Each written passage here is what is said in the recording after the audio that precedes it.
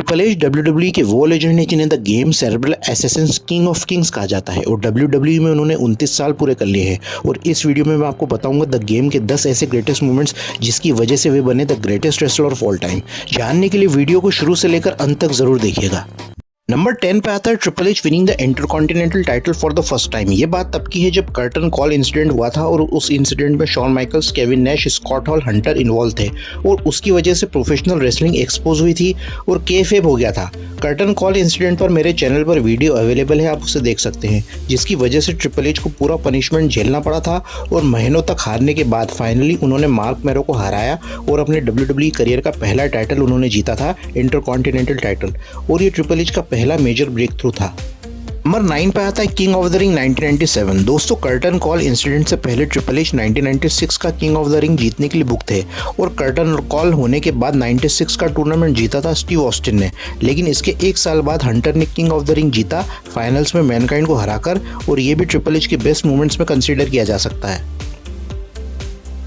Number 8 पे आता है triple H winning the intercontinental title from the rock SummerSlam 1998। Triple H और the rock 98 में एक राइवलरी में इन्वॉल्व थे और यहाँ पर रॉक और ट्रिपल एच ने एक क्लासिक 25 मिनट के मैच में क्राउड को एंटरटेन किया था और ये दोनों के करियर का one of the greatest matches में से एक है और 90s में लैडर मैचेस को देखने का एक्साइटमेंट रहता था और उस एरा में बहुत सारे क्लासिक लैडर मैचेस हुए थे और ये द रॉक और ट्रिपल एच के one of the greatest one on one matches में से एक रहे हैं।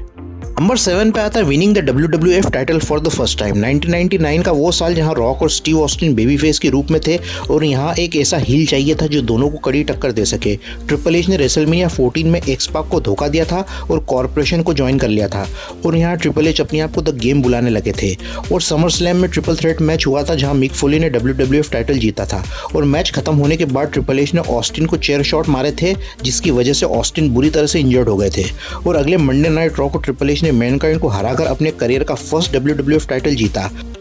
नंबर 6 पे आता है फॉर्मेशन ऑफ DX। अगस्त 11, 97 के रॉ के एपिसोड में शॉन माइकल्स का मैच था मैनकाइंड के अगेंस्ट और उसी मैच में ट्रिपल एच आ जाते हैं और इंटरफेयर करते हैं और मैच के एंड में रिक्रूट भी आ जाते हैं और माइकल्स की मदद करते हैं मैच जीतने में। ट्रिपल एच का फ्यूड मैनकाइंड के साथ था और माइकल्स का अंडरटेकर के साथ। फिर इसके अगले हफ्ते टैग मैच हुआ था Michaels Triple H versus Mankind Undertaker का और यहाँ से ये दोनों माइकल्स और ट्रिपल एच अजीबोगरीब एक्शंस करने लगते हैं हर रॉ के एपिसोड में और DX यहाँ फॉर्म हो जाता है।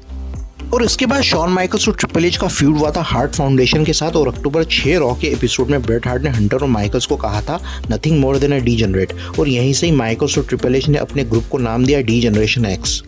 नंबर 5 पे आता है triple H versus Mick Foley for the WWF championship at Royal Rumble. Triple H और मिक फोली यहाँ एक फ्यूड में इन्वॉल्व थे और उनके मैच की स्पेकुलेशन थी स्ट्रीट फाइट। ट्रिपल एच ने यहाँ मिक फोली को हराया था और ये one of the most brutal matches में से एक था। ट्रिपल एच ने यहाँ अपने आप को साबित किया कि वे अब रेसलिंग के महान खिलाड़ियों में से एक निकलने वाले हैं और उनका मैच 26 मिनट का था जो एक्शन से भरपूर था और आउट एंड आउट ब्रॉल था जिसे रेसलिंग ऑब्जर्वर्स के द्वारा 10 में से 8 की रेटिंग मिली थी और यहाँ पर ट्रिपल एच ने अपना टाइटल रिटेन किया था फोली को पिन करके।